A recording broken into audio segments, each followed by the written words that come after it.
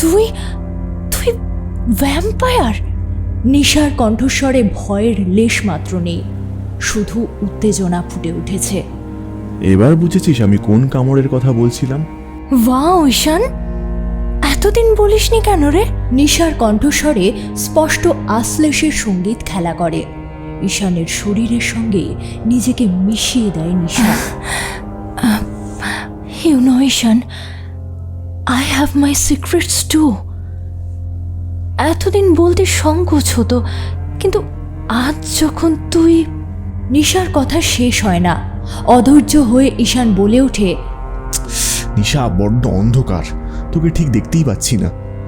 দাঁড়া, পর্দাটা সরাই একটু। না! নিশার অস্ফুট আর্তনাদ শেষ হওয়ার আগেই ঈশানের ক্ষিপ্র হাত জানালার পর্দাটা সরিয়ে ফেলেছে এবং বাইরের পূর্ণিমার চাঁদের আলো ঠিকরে এসে পড়েছে নিশার শরীরে। মুহূর্তের মধ্যে নিশার পেলব শরীর দুমড়ে মুচড়ে যেতে থাকে ঈশানের চোখের সামনে। চোখগুলো ভাঁটার মতো হলুদ হয়ে জ্বলে ওঠে। কমনীয় শরীর রোমশ অবয়ব নিতে থাকে। দুই হাতের আঙুলের থেকে বেরিয়ে আসে বক্র ক্ষুরধার নখ এবং মায়া নেকড়েতে সম্পূর্ণ পরিণত হওয়ার ঠিক আগের মুহূর্তে নিশা চিৎকার করে ওঠে, ঈশান! ঈশান! ঈশান, পালা! পালা ঈশান! পালা! ঈশান, পালা! পালা!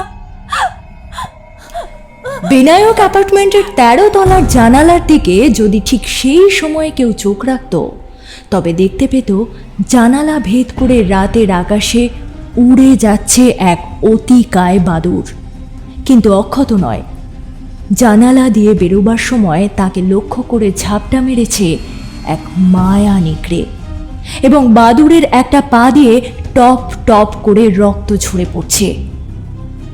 মায়া নেকড়ের আঁচড় বড়ই সংক্রামক, ভীষণ সংক্রামক।